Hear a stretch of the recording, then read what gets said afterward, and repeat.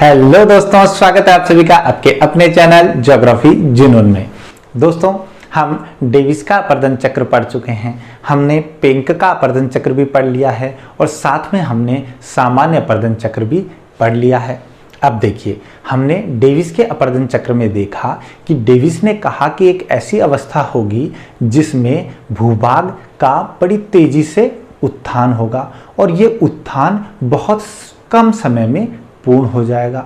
जब एक बार उत्थान पूर्ण हो जाएगा, इसके बाद अपरदन चक्र प्रारंभ होगा और अपरदन चक्र युवावस्था, प्रौढ़ावस्था और जीर्णावस्था, इन तीनों अवस्थाओं से गुजरेगा। ठीक है, और इन्होंने कहा कि इन तीनों अवस्थाओं के दौरान भूभाग में फिर से कोई उत्थान नहीं होता है। एक बार अपरदन चक्र पूर्ण होगा, उसके बाद ही कोई नया उत्थान होता है। ठीक है, अगर डेविस की यही बात को मानते हुए हम एक आदर्श स्थिति माने कि पहले उत्थान होगा और फिर पूरा अपरदन चक्र होगा और बीच में कोई उत्थान नहीं होगा। ठीक है, तो ऐसी आदर्श स्थिति में हमारा जो भूभाग है, जो धरातल है, उसको एक लंबे समय तक स्थिर अवस्था में रहना पड़ेगा। कैसी पोजीशन में रहना होगा? स्टैंड स्टिल पोजीशन में, यथास्थिति को बनाए रखना पड़ेगा। मगर दोस्तों, ऐसी आदर्श स्थिति जो है वो धरातल पर मिलना संभव नहीं है। क्यों नहीं है? क्योंकि देखिए, धरातल के अगर हम नीचे जाते हैं, भूगर्भ में जाते हैं, तो वहाँ पर आंतरिक जो है हलचल हमेशा होती रहती है और उसकी वजह से विवर्तनिक गतिविधियाँ जो है वो धरातल पर हमें दिखाई देती हैं और इन विवर्तनिक गतियों की वजह से, इन टेक्टोनिक मूवमेंट्स की वजह से धरातल कभी भी लंबे समय तक स्थिर अवस्था में नहीं रह सकता। धरातल अस्थिर अवस्था में होता है, हमेशा अनस्टेबल पोजीशन में होता है और इस अनस्टेबिलिटी की वजह से अपरदन चक्र जो है वो तीनों अवस्थाओं को पूर्ण कर जाए, हमेशा ऐसा संभव नहीं है। अपरदन चक्र में व्यवधान उत्पन्न हो जाता है, अपरदन चक्र में बाधा उत्पन्न हो जाती है। ठीक है, तो इस धरातल की अस्थिरता के कारण disturbance in erosion cycle can happen. ठीक है दोस्तों, तो आज हम अपरदन में किस प्रकार से व्यवधान उत्पन्न होता है और कैसे अपरदन चक्र का नवोन्मेषण होता है, इसी टॉपिक पर हम बात करेंगे। ठीक है दोस्तों, तो चलिए करते हैं आज का टॉपिक स्टार्ट, अपरदन में व्यवधान या नवोन्मेषण। देखिए, अब देखिए, मैंने आपको अपरदन चक्र में बताया था कि नदियां हैं वो तब तक अपरदन करती रहती हैं जब तक वो अपने आधार तल को प्राप्त नहीं कर लेती हैं। और आधार तल लेते क्या हैं हम? आधार तल हम लेते हैं कि महासागरीय जल का जो स्तर है उसको हम आधार तल लेके मान के चलते हैं। ठीक है, तो देखिए, नदियां कब तक अपरदन करेंगी? जब तक आधार तल के बराबर ना आ जाए। ठीक है, उनका जो घाटी का जो स्तर है वो अब आधार तल तक ना आ जाए। अगर इस आधार तल में कोई परिवर्तन हो जाता है तो उसकी वजह से अपरदन चक्र में व्यवधान उत्पन्न हो जाएगा। अपरदन चक्र या तो आगे चला जाएगा या पीछे चला जाएगा। ठीक है, अब देखिए, आधार तल में परिवर्तन होता कितने प्रकार का है? तो पहला परिवर्तन आधार तल में होता है धनात्मक परिवर्तन, यानी पॉजिटिव चेंज, और दूसरा परिवर्तन होता है आधार तल में ऋणात्मक परिवर्तन, यानी नेगेटिव चेंज। पहला परिवर्तन होता है धनात्मक और दूसरा परिवर्तन होता है ऋणात्मक, यानी नेगेटिव। अब धनात्मक परिवर्तन किस तरीके से हो सकता है? देखिए, धनात्मक परिवर्तन दो तरीके से हो सकता है। पहला ऐसे हो धनात्मक परिवर्तन कि जो हमारे जैसे ये पहली पोजीशन है जिसमें भूभाग स्थिर अवस्था में है, उत्थान हो गया है, अपरदन चक्र चल रहा है और सागर जल जो है वो इस स्तर तक आया हुआ है। स्थल भाग में यहाँ तक सागर जल का स्तर है और ये पूरा क्या है? ये ओशियनिक पार्ट है हमारा और ये कॉन्टिनेंटल पार्ट है। ठीक है, तो पहली अवस्था में माने हम धनात्मक परिवर्तन कि ऐसे हो कि जो महासागरीय जल की जो ये तली है, ये जो तली है, इस तली में क्या हो? उत्थान हो जाए। ठीक है, क्या होगा? पॉजिटिव चेंज में महासागरीय तली में उत्थान हो जाए।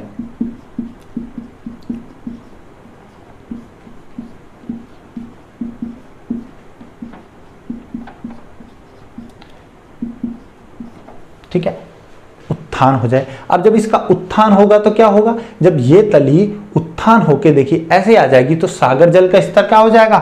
ऊपर हो जाएगा, सागर जल स्तर ऊपर हो जाएगा, क्योंकि उसके नीचे की तली ऊपर हो गई है। जब तली ऊपर हुई है तो सागर जल जो है उसका स्तर भी ऊपर हो जाएगा। ठीक है, यानी हमारा आधार तल ऊपर हो गया है। ठीक है, आधार तल क्या है? सागरीय जल स्तर, और सागरीय जल स्तर ऊपर हो तो हमारा आधार तल भी क्या है? ऊपर हो गया है। दूसरी पोजीशन ये हो सकती है कि ये जो हमारा स्थल भाग है, ये हमारा जो कॉन्टिनेंटल पार्ट है, इस कॉन्टिनेंटल पार्ट जो है वो नीचे अवतलित हो जाए, यानी हम कहें कि स्थल भाग जो है उसका क्या हो जाए? अवतलन हो जाए।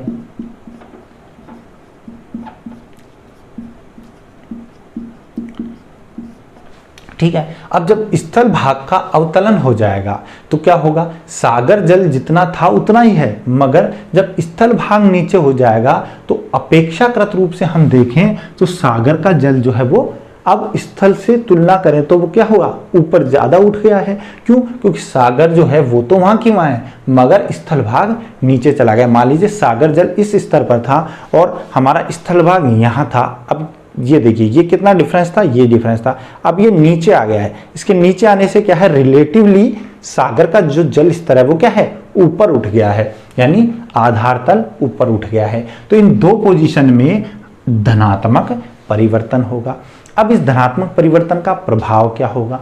देखिए, पहली अवस्था जब धरातल बिल्कुल स्थिर अवस्था में था और कोई भी परिवर्तन आधार तल में नहीं हुआ था, तब देखिए ये नदी के उद्गम से और मुहाने तक, नदी के उद्गम से मुहाने तक जो ढाल था, इसकी अनुदैर्ध्य परिच्छेदिका में जो ढाल था वो ढाल क्या था?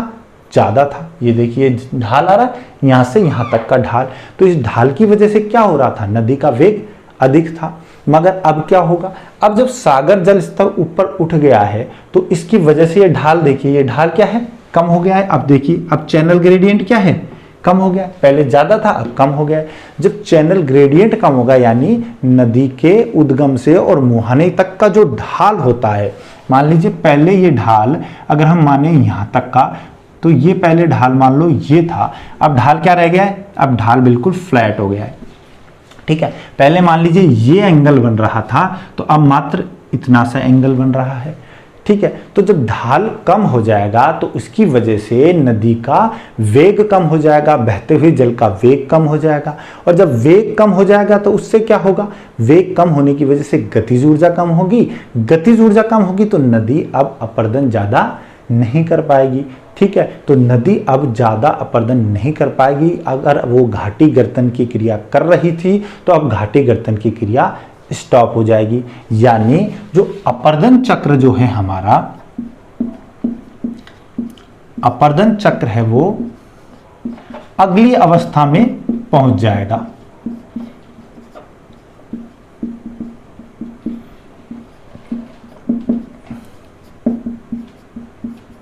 कैसे पहुंच जाएगा? देखिए, अगर मान लीजिए कि अपरदन चक्र जो है वो युवा अवस्था में था, जब बहुत अधिक ढाल था और युवा अवस्था में अपरदन चक्र था, अब जब ढाल में कमी आएगी, घाटी गर्तन की क्रिया रुक जाएगी, नदी और ज्यादा लंबवत अपरदन नहीं करेगी, ठीक है, और निक्षेपण की क्रिया बढ़ जाएगी, तो उससे क्या हो जाएगा? अपरदन चक्र युवा अवस्था से किस में चला जाएगा? प्रौढ़ अवस्था में। अगर वो प्रौढ़ अवस्था में था तो अब तो और ज्यादा कमी आ जाएगी ढाल में, तो उससे क्या होगा? वो वृद्धावस्था में चला जाएगा।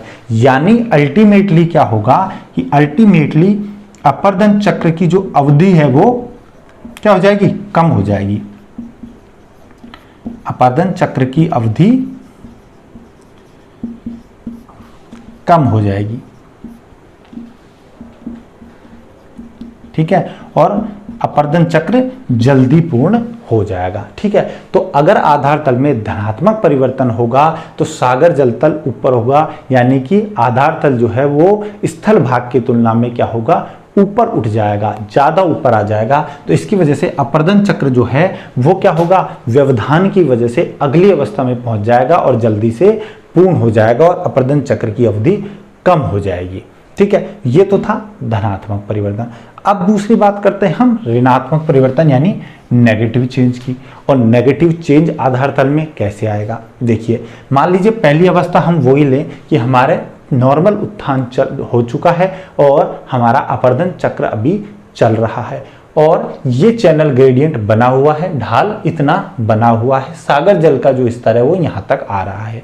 अगर मान लीजिए इस सागर की जो महासागर की जो तली है इसमें अवतलन हो जाता है, महासागर की तली नीचे अवतलित हो जाती है, जैसे इसमें देखिए अगर महासागरीय तली नीचे अवतलित होगी तो सागर जल स्तर जो पहले यहाँ था वो घट के कहाँ आ जाएगा, यहाँ आ जाएगा। क्यों? सागर का जल तो उतना ही है, अभी सागर जल उतना ही है, मगर क्योंकि इसकी तली नीचे धंस गई है इसलिए अगर स्थल भाग की तुलना में देखें तो सागरीय जल का स्तर क्या है, नीचे आ गया है। स्थल भाग स्थिर है और सागरीय जल जो है वो क्या है, नीचे आ गया है। इस वजह से क्या होगा, स्लोप बढ़ जाएगा, चैनल ग्रेडियंट बढ़ जाएगा। तो पहली पोजीशन में तो क्या हो सकता है, पहली पोजीशन में होगा कि महासागरीय तली जो है उसमें अवतलन हो जाए, महासागरीय तली में अवतलन हो पहली पोजीशन में। तो दूसरी पोजीशन क्या हो सकती है, दूसरी पोजीशन में क्या होगा कि मान लीजिए जो ये स्थल भाग है, ये जो हमारा कॉन्टिनेंटल पार्ट है, इस स्थल भाग में उत्थान हो जाए, ये ऊपर उठ जाए। अब देखिए जब ये ऊपर उठेगा तो महासागरीय जल जो है वो स्तर, महासागरीय जल जो है वो तो उतना ही है, मगर महासागरीय जल का जो स्तर है वो स्थल भाग की ऊंचाई की तुलना में क्या होगा, कम आ जाएगा। पहले जब अगर यहाँ था तो फिर कहाँ होगा, यहाँ आ जाएगा। यानी कि अब इस पोजीशन में भी ढाल जो है वो नदी के उद्गम से और मुहाने तक का ढाल, चैनल ग्रेडियंट बढ़ जाएगा। ठीक है, तो दूसरी पोजीशन क्या हो सकती है कि स्थल भाग का उत्थान हो जाए,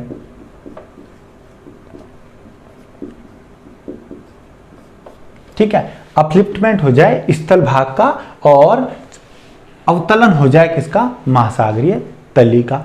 तो इससे क्या होगा, जब महासागरीय तली का अवतलन हो जाएगा या स्थल भाग का उत्थान हो जाएगा तो उससे चैनल ग्रेडियंट बढ़ जाएगा, ढाल बढ़ जाएगा नदी के उद्गम से और मुहाने तक। जब ढाल बढ़ेगा तो गतिज ऊर्जा क्या होगी, वेग क्या होगा, वेग बढ़ेगा, गतिज ऊर्जा बढ़ेगी। जब वेग और गतिज ऊर्जा बढ़ेंगे तो इसकी वजह से नदी जो है वो और ज़्यादा अपर्दन करने लगेगी, वो और ज़्यादा लंबवत अपर्दन करेगी और लंबवत अपर्दन की वजह से वो क्या करेगी, घाटी गर्तन की क्रिया करेगी, वैली डीपनिंग करेगी और बहुत गहरी करने का प्रयास करेगी।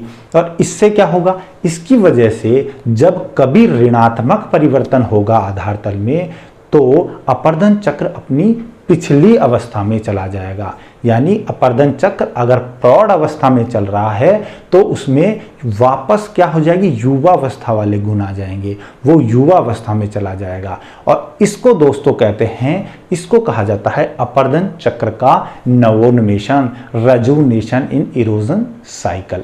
ठीक है, क्या होगा, जब ऋणात्मक परिवर्तन होगा तो उससे अपर्दन चक्र जो है वो पिछली अवस्था में चला जाएगा, लास्ट जो अवस्था रही होगी, जिस भी स्टेज में चल रहा होगा उस अवस्था में चला जाएगा, पिछली अवस्था में पहुंच जाएगा।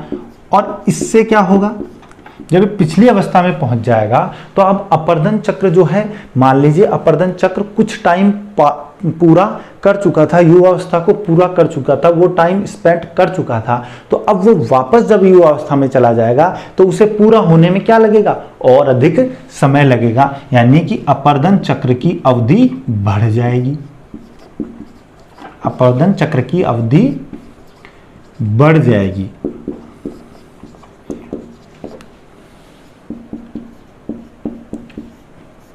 ठीक है, अपर्दन चक्र की अवधि बढ़ जाएगी और अपर्दन चक्र पूरा होने में अब और अधिक समय लेगा।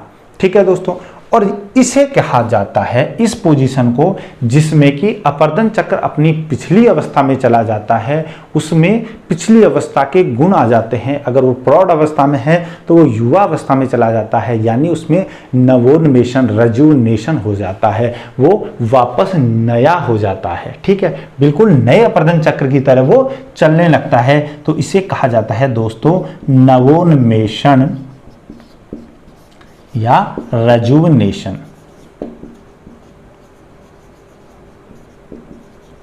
इसे अपर्दन चक्र में नवोन्मेषण या रेजुवनेशन कहते हैं। ठीक है, अब इस नवोन्मेषण पे अभी हम बात करेंगे। उससे पहले हम बात कर लेते हैं कि अपर्दन चक्र में और किन किन कारणों से व्यवधान उत्पन्न हो सकता है। देखिए, अपर्दन चक्र में व्यवधान उत्पन्न होने के और भी कारण हो सकते हैं। जैसे कभी ऐसा हो कि मैंने आपको पहले बताया था कि एक दरारी उद्गार से ज्वालामुखी होता है। ठीक है, दरारी उद्गार वाला ज्वालामुखी होता है, फिशर इरप्शन होता है। फिशर इरप्शन में क्या होता है कि ज्वालामुखी जो है वो बहुत शांति से निकलता है, कोई जो लावा है वो बहुत शांति से निकलता है, उसमें विस्फोटक रूप नहीं होता है, और उसमें जो निकलने वाला लावा जो रहता है वो बेसिक लावा रहता है। ठीक है, नॉन एसिडिक रहता है। तो जो क्षारीय लावा, जो बेसिक लावा रहता है वो पतला होता है, उसकी श्यानता कम होती है, और श्यानता कम होने की वजह से बहुत धरातल के बहुत बड़े क्षेत्र में फैल जाता है और बहुत मंद ढाल होता है। ठीक है, दूसरा, क्योंकि वो पतला है इसलिए वो एक चादर के रूप में बहुत बड़े धरातल पर फैलता है, और ऐसे लावा को ठंडे होने में भी समय लगता है। ठीक है, तो मान लीजिए कि कोई अपर्दन चक्र धरातल पर चल रहा था और तभी फिशर इरप्शन के कारण बेसिक लावा बाहर निकलता है और वो निकल करके धरातल पर बड़े क्षेत्र में फैल जाता है। फैलने के बाद अपर्दन चक्र जो है वो वहीं पर स्टॉप हो जाएगा। क्यों? क्योंकि वो नदी घाटियों को कवर कर लेगा। ठीक है, और जो अपर्दन चक्र पहले चल रहा था वो अपर्दन चक्र बंद हो जाएगा, अपर्दन चक्र में व्यवधान आ जाएगा और वो बंद हो जाएगा। और वो कब तक बंद रहेगा? जब तक लावा ठंडा होकर के ठोस नहीं हो जाता है। जब लावा ठंडा होकर ठोस हो जाएगा उसके बाद उस पर फिर से एक नया अपर्दन चक्र प्रारंभ होगा, फिर से एक new cycle of erosion start होगा। ठीक है, और ऐसा हमें कहाँ एग्जाम्पल देखने को मिलता है? ऐसा एग्जाम्पल हमें देखने को मिलता है कि जो हमारा प्रायद्वीपीय भारत है, प्रायद्वीपीय भारत का जो पठार बना है वो किस काल में बना है? क्रिटेशियस युग में। तो क्रिटेशियस युग में जो है वो एक फिशर इरप्शन के कारण लावा पठार का निर्माण हुआ है, और इस वजह से जो जुरासिक काल तक जो अपर्दन चक्र चला आ रहा था वो अपर्दन चक्र वहीं पर स्टॉप हो गया। क्यों? क्योंकि लावा ने पूरे धरातल को कवर कर लिया। जब ये लावा ठंडा हुआ तो ठंडा होने के बाद तृतीयक युग में आकर के, टर्शरी पीरियड में आकर के फिर से एक नया अपर्दन चक्र प्रारंभ हुआ। तो प्रायद्वीपीय भारत का पठार जो है, इस पे जो अपर्दन चक्र पहले से चल रहा था वो भी अपर्दन चक्र में व्यवधान का ही उदाहरण है। ठीक है दोस्तों, तो हम कह सकते हैं कि ज्वालामुखी क्रिया के कारण भी अपर्दन चक्र में व्यवधान उत्पन्न हो सकता है। ठीक है, पहला रीजन। दूसरे रीजन की हम बात करें, देखिए कुछ जलवायविक कंडीशंस भी ऐसी हो सकती है, कुछ क्लाइमेटिक रीजन्स भी हो सकते हैं जिनकी वजह से भी अपर्दन चक्र में व्यवधान उत्पन्न हो सकता है। क्या हो सकता है? अब कभी ऐसा हो सकता है कि जिस जगह पे अपर्दन चक्र चल रहा है वहां की जलवायु बहुत ज़्यादा शुष्क हो जाए। ठीक है, अब जब जलवायु शुष्क हो जाएगी, बहुत ज़्यादा ड्राई हो जाएगी, तो क्या होगा? वहां पर वर्षा कम होगी, जल की मात्रा कम होगी, जल की मात्रा कम होगी, वर्षा जल की मात्रा कम होगी। तो इसकी वजह से जो बहता हुआ जल है, जो नदियों में जल है, उसकी मात्रा क्या होगी? कम हो जाएगी। जब नदियों में जल की मात्रा कम हो जाएगी, नदियां सूखने लगेंगी, तो अपर्दन चक्र स्टॉप हो जाएगा, अपर्दन चक्र में व्यवधान उत्पन्न हो जाएगा और अपर्दन चक्र समाप्त हो जाएगा। अगर मान लीजिए वर्षा थोड़ी बहुत हो रही है और शुष्कता का स्तर कम है, तो कम होने की वजह से क्या होगा? जल का आयतन जो है, नदी में जल की वॉल्यूम है, आयतन क्या होगा? कम होगा। जब कम मात्रा में जल होगा तो वो अपर्दन भी कम करेगा, और जब वो अपर्दन कम करेगा तो इसकी वजह से क्या होगा? इसकी वजह से जो अपर्दन चक्र है वो जल्दी से पूर्ण हो जाएगा, वो ज़्यादा लंबे समय तक नहीं चलेगा। क्यों? क्योंकि घाटी गर्तन की क्रिया और नदी का जो पार्श्विक अपर्दन है वो कम हो जाएगा। ठीक है दोस्तों, तो शुष्कता की वजह से भी अपर्दन चक्र में व्यवधान हो सकता है। दूसरा क्या हो सकता है जलवायविक कारण? दूसरा जलवायविक कारण ये हो सकता है कि मान लीजिए पूरा जो जलवायु है वो बहुत ज़्यादा ठंडी हो जाए, हम हिमयुग में पहुंच जाए, पूरे धरातल पर बर्फ ही बर्फ जम जाए। तो बर्फ जमने से क्या होगी? देखिए, बर्फ जमने से ये होगा कि जो नदियों का जल है जो पर्वतीय क्षेत्रों से, ऊंचे स्थानों से आ रहा है, वो वहीं पर जम जाएगा। और जब वो वहां पर जम जाएगा तो इसकी वजह से जो नदियां बह रही थी, बहते हुए जो अपर्दन कर रही थी, जो जल बहते हुए अपर्दन कर रहा था, वो अब बहेगा ही नहीं तो अपर्दन नहीं होगा। और जब अपर्दन नहीं होगा तो नदीकृत जो अपर्दन चक्र है वो पूर्ण हो जाएगा, वहीं पे स्टॉप हो जाएगा और एक नया अपर्दन चक्र स्टार्ट हो जाएगा। कौन सा अपर्दन चक्र स्टार्ट हो जाएगा? हिमानी या परिहिमानी अपर्दन चक्र। जो ग्लेशियर्स की वजह से जो अपर्दन होता है वो अपर्दन चक्र स्टार्ट हो जाएगा और नदीकृत अपर्दन चक्र खत्म हो जाएगा। ठीक है दोस्तों, तो इस तरह जलवायविक अवस्थाओं से भी और ज्वालामुखी विस्फोट की वजह से भी कुछ ऐसा प्रभाव हमें दिखाई देता है जैसा हमें धनात्मक आधार तल परिवर्तन के कारण दिखाई दे रहा था, जिसमें अपर्दन चक्र की जो अवधि थी वो कम हो गई थी और अपर्दन चक्र जल्दी से पूर्ण हो गया था। ठीक है, तो ये हमारा धनात्मक परिवर्तन और अपर्दन चक्र में व्यवधान हो जाता है कि क्यों क्यों अपर्दन चक्र में हमको व्यवधान दिखाई देता है। ठीक है दोस्तों, अब बात करते हैं हम नवोन्मेषण की। और नवोन्मेषण किससे हो रहा था? ऋणात्मक परिवर्तन से, नेगेटिव चेंज से। ठीक है, तो नवोन्मेषण होता क्या है? नवोन्मेषण ये होता है कि जब कभी आधार तल में ऋणात्मक परिवर्तन होता है, उसकी वजह से नदी जो है उसके ढाल में वृद्धि हो जाती है। नदी अपने उद्गम से और मुहाने तक तीव्र चैनल ग्रेडियंट, तीव्र ढाल के साथ प्रवाहित होती है। इसकी वजह से नदी अपनी घाटी में और ज़्यादा गर्तन क्रिया करती है और ज़्यादा लंबवत अपर्दन करती है और घाटी को गहरा करने की कोशिश करती है। और हमारा जो अपर्दन चक्र जो पहले चल रहा था वो अपनी पिछली अवस्था में चला जाता है, युवा अवस्था में चला जाता है और इसी को अपर्दन चक्र का नवोन्मेषण कहते हैं। यानी अपर्दन चक्र अपने आप में नया रूप धारण कर लेता है। इसे अपर्दन चक्र का नवोन्मेषण या रजुवनेशन कहते हैं। ठीक है दोस्तों, क्लियर है नवोन्मेषण क्या होता है? अब देखिए नवोन्मेषण के प्रकार होते हैं कि कुछ प्रकार होते हैं ऐसे जिनसे हम नवोन्मेषण को पहचान सकते हैं। तो पहला हमारा नवोन्मेषण का हम प्रकार देखते हैं। पहला प्रकार होता है गतिक नवोन्मेषण। गतिक यानी डायनेमिक नवोन्मेषण।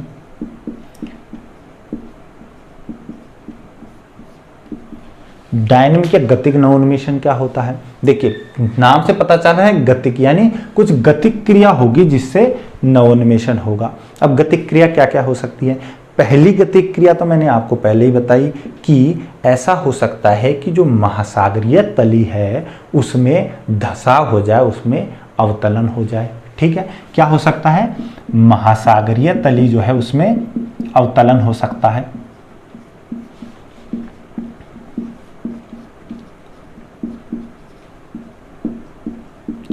अब जब महासागरीय तली का अवतलन होगा तो मैंने आपको बताया इससे क्या होगा? चैनल ग्रेडियंट बढ़ जाएगा, ढाल बढ़ जाएगा, वेग तेज होगा।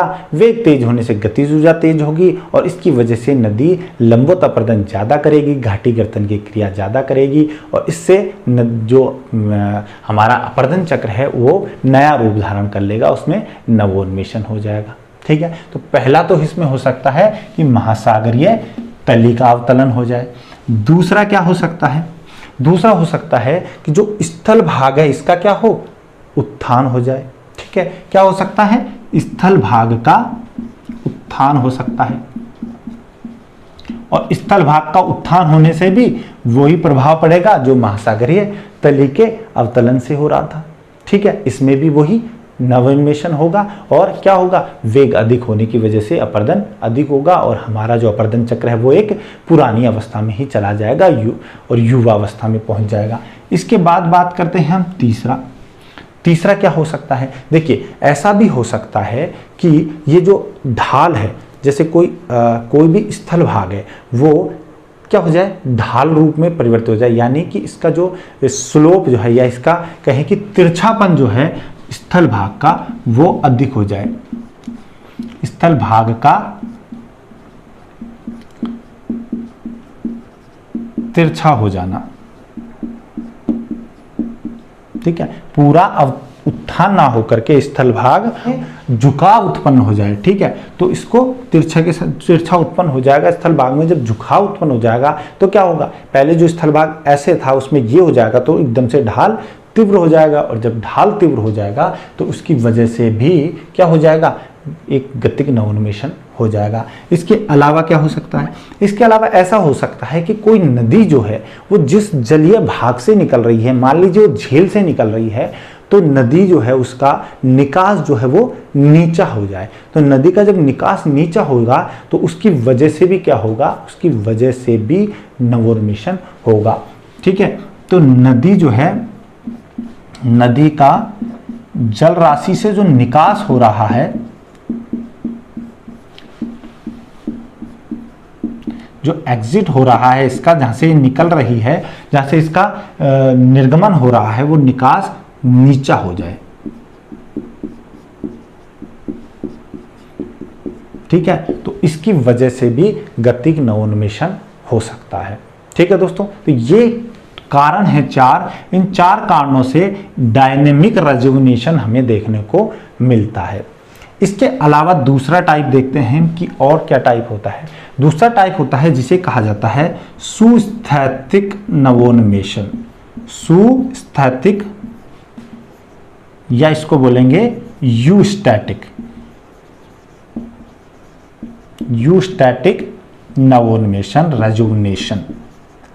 ठीक है, अब ये यूस्टैटिक नवोन्मेषण क्या होता है दोस्तों? जो सुस्थैतिक नवोन्मेषण होता है ये एक बहुत बड़े क्षेत्र में होता है। और सुस्थैतिक नवोन्मेषण में होता क्या है?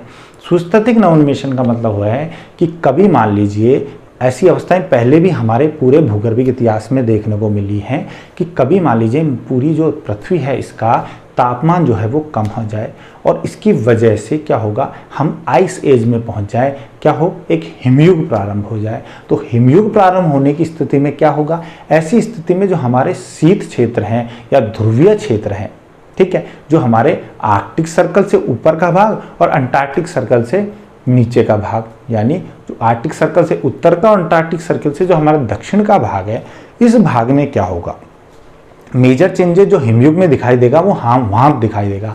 तो इस युग में क्या होगा कि इस युग में जो जल आ रहा है ऊंचे उभार वाले क्षेत्रों से, पहाड़ों से जो जल आ रहा है, वो क्या होगा, पूरे जो हमारे महाद्वीपीय भाग हैं उनमें जल पूरा जम जाएगा। जब महाद्वीपीय भागों में जल जम जाएगा तो इसकी वजह से क्या होगा, महाद्वीपों का जल अब किसमें नहीं आ पाएगा, महासागरीय भागों में नहीं आ पाएगा। ठीक है, और महासागरीय भागों का भी जल जम जाएगा।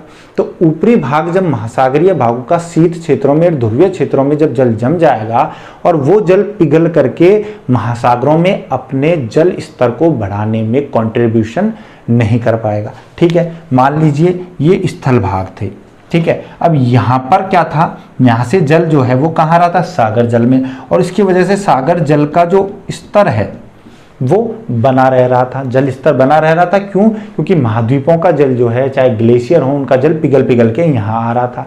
अब जब हिमयुग हो जाएगा तो ये यहाँ पे एक मोटी आइस शीट जो है वो कहाँ जम जाएगी, महाद्वीपों में। जब महाद्वीपों में जम जाएगी तो वहां से जल पिघल के कहाँ नहीं आ पाएगा, महासागर में, और महासागर में जब यह नहीं आ पाएगा तो महासागर का जो जल स्तर है वो कहाँ हो जाएगा, डाउन हो जाएगा। ठीक है, महासागर का जलतल नीचा हो जाएगा। जब महासागर जलतल नीचा हो जाएगा तो हमारे जो उष्ण और शीतोष्ण कटिबंधीय क्षेत्र हैं जिनमें नदियां अभी भी प्रवाहित हो रही हैं, ठीक है, वहां पर ज्यादा तापमान का प्रभाव नहीं हुआ है और नदियां अभी भी जो प्रवाहित हो रही हैं उन नदियों में अब देखिए जब सागर जल का स्तर नीचे आ गया, यानी कुछ कुछ ऋणात्मक परिवर्तन जैसी स्थिति हो गई। जब सागर जल स्तर नीचा आ गया यानी आधार तल नीचा हो गया। जब आधार तल नीचा हो गया तो महासागर जो हमारी जो नदियां आ रही हैं किसमें, उष्ण और शीतोष्ण कटिबंधीय क्षेत्रों में, तो इन नदियों में चैनल ग्रेडियंट बढ़ जाएगा, इनका ढाल बढ़ जाएगा उद्गम से और मुहाने तक, और इस वजह से जो नदियां हैं वो क्या करेंगी, अधिक अपरदन करेंगी, बहता हुआ जल अधिक अपरदन करेगा। यानी यूस्टैटिक चेंजेस जो आते हैं वो आते हैं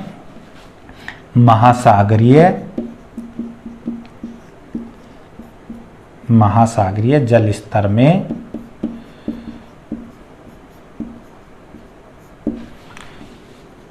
जलवायु जनित, कौन सी जलवायु? शीत जलवायु। ठीक है, शीत जलवायु जनित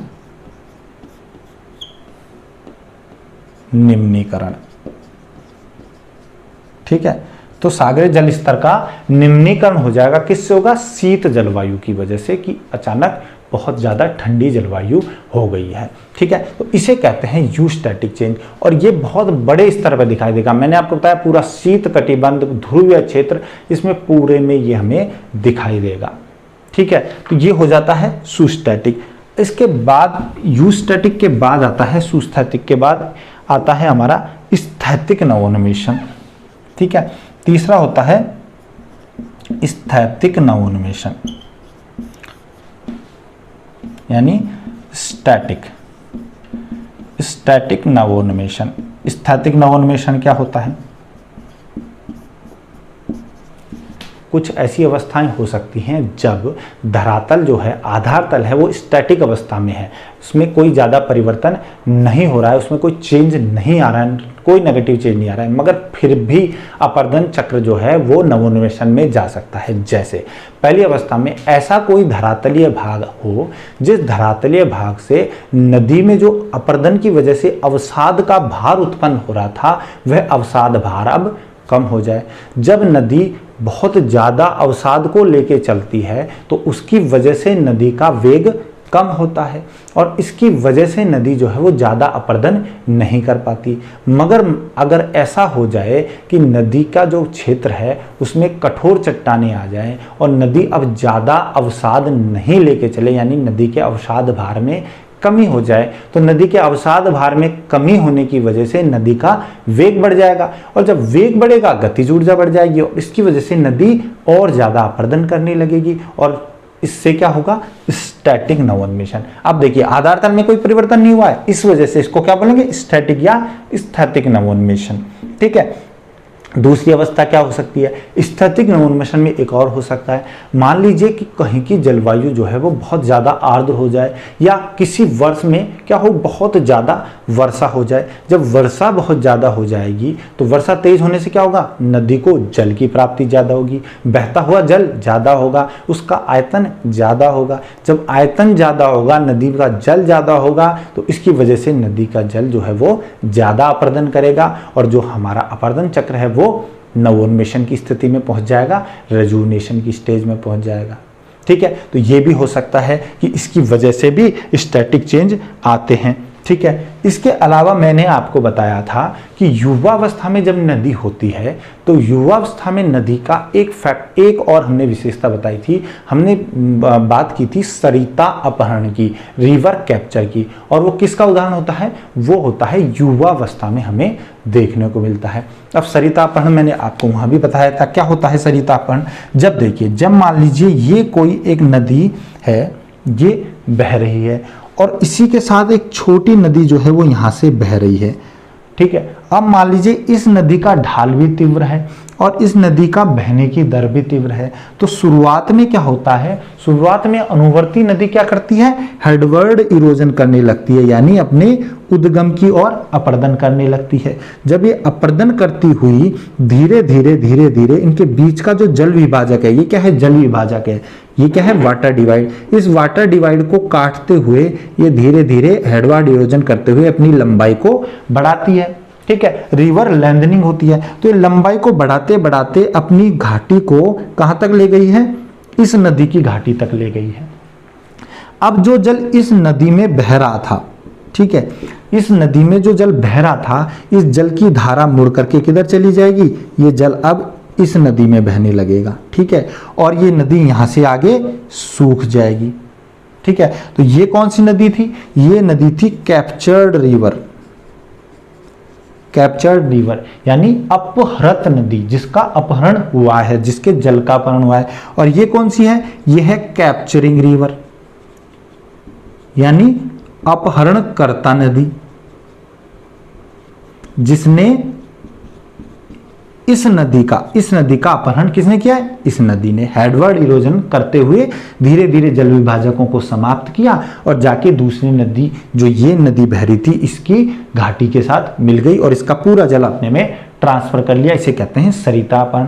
अब जब सरिता अपहरण की क्रिया होगी तो पहले इस नदी में जो जल था उसकी मात्रा कम थी, अब इसने इसका जल भी ले लिया। जब इसका जल ले लिया तो इसकी वजह से क्या होगा? नदी में जल की मात्रा बढ़ गई, जल का आयतन बढ़ गया, और जब जल का आयतन बढ़ेगा तो नदी ज्यादा अपरदन करेगी और अपरदन चक्र नवोन्मेषण की अवस्था में, रेजुनेटिंग स्टेज में पहुंच जाएगा। ठीक है दोस्तों, तो इसे भी हम स्थैतिक नवोन्मेषण में शामिल करते हैं, स्टैटिक नवोन्मेषण में शामिल करते हैं। ठीक है, वर्षा के जल में मात्रा में वृद्धि हो जाए या सरिता अपहरण की क्रिया हो जाए या फिर क्या हो कि नदी में अवसाद भार में कमी आ जाए, तो उस स्टेज में स्टैटिक रेजोनेशन होगा। ठीक है, यूस्टैटिक रेजोनेशन क्या होगा? शीतकाल में होगा। ठीक है, जब बहुत ज्यादा शीत जलवायु हो जाएगी तो सागर जल का स्तर नीचे आ जाएगा। और गतिक नवोन्मेषण किस स्थिति में होगा? जब महासागरीय जल की तली जो है उसका महासागरीय तली का अवतरण हो जाए या फिर स्थल भाग का उत्थान हो जाए या स्थल भाग जो है उसमें तिरछापन हो जाए, उसमें झुकाव उत्पन्न हो जाए। ठीक है, ऐसे जिससे इसमें क्या होगा? स्लोप बढ़ जाएगा।